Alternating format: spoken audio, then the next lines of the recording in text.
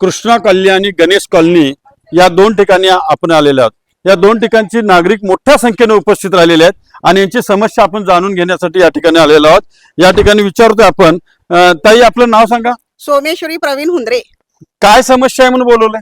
Sir आपण म्हणजे आता हे बघतायच, आता व्हिडिओ मध्ये दिसेलच आम्ही सांगण्यापेक्षा, हो पण जरा जरी पाऊस आला तरी लेडीजना गाडी चालवणं मुश्किल किंवा चालणं सुद्धा मुश्किल होतं इथं। हा. आणि सेंट्रल स्कूल पासून ही समस्या गेली 7 वर्ष मी बघतोय इकडं। मग आता आपण ठरवलं की तुम्हाला कॉन्टॅक्ट करू आणि ह्याचा म्हणजे ह्या कॉलनीचा सगळ्यांचा म्हणजे विचार घेऊन आपण एक व्हिडिओ बनवून टाकल्याशिवाय शासनाला पण जाग येणार नाही असं गृहीत धरून आम्ही तुमच्याशी कॉन्टॅक्ट केला। आणि त्याबद्दल आता तुम्ही बघतायच, आता हे कसे खड्डे झालेले आहेत। जरा पाऊस आला की म्हणजे ड्रेनेजचा असो किंवा साधा नॉर्मली असो पूर्णपणे विस्कळीत झालेला आहे। म्हणजे लहान मुलांना सायकल सुद्धा चालवता येत नाही आणि लेडीजचे तर मणक्याचे त्रास झालेले आहेत। लेडीज दर एक आठवड्याला एक लेडीज खड्ड्यातून त्या पडत आहे। मग हा विचार घेऊन जरा शासनानं पण जागा व्हावी आणि तुम्ही आम्हाला सहकार्य करावे। कोमल गणपती माळी हा की 7 वर्ष झाली हे रस्त्याची अशीच अवस्था आहे। अच्छा, आम्ही अर्ज भरपूर वेळा अर्ज केले पण कुणी दखल घेतलेली नाही आहे।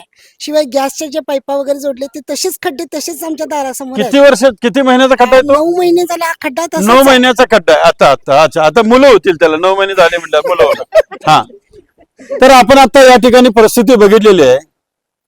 मी बांधकाम विभाग सांगली मिरज कुपवाड शहर महानगरपालिका आणि ड्रेनेज विभाग कार्यकारी अभियंता कोर्णी साहेब यांना मी हात जोडून विनंती करतो, साहेब या भागामध्ये आपण ड्रेनेज केलं, या भागामध्ये जे ड्रेनेज केलं ते ड्रेनेज केल्यानंतर त्याच्या चरी पूर्ववत करून देणं हे ठेक्यामध्ये उल्लेख आहे, तरी पण ते पूर्ववत करून दिलं जात नाहीये। याच्या मागचं गोडमंगल काय हे अनेक मी व्हिडिओमध्ये विचारले।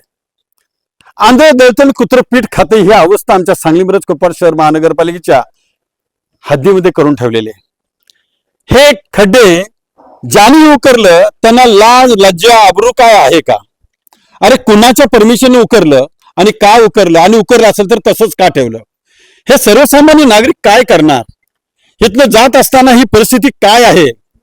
एकदा या गल्लीत 1-2 दिवसासाठी राहायला या व्यवस्था करतो तुमची, म्हणजे तुमच्या लक्षात येईल की ही लोक यातना काय भोगायला लागलेले आहेत। मी रोज एक नवीन विषयाच्या माध्यमातून आपल्याला रिक्वेस्ट करतोय की ठिकाणी जी काही समस्या निर्माण झालेली आहे ती समस्या आपण निश्चितपणे त्वरित सोडवाल अशी अपेक्षा माझी नेहमीप्रमाणे असतेच आणि तुम्ही ती सोडवता पण, आणि ती ही पण समस्या लगेच सोडवाल अशी अपेक्षा धरतोय। नागरिकांचं पण अभिनंदन करतो, कारण तुमच्या गल्लीची एकी हेच तुमचं काम घडवून आणणार आहे। त्यामुळे तुमच्यात एकी ठेवा असं म्हणतो आणि पुन्हा एकदा विनंती करतो, यांची समस्या दूर करा। धन्यवाद।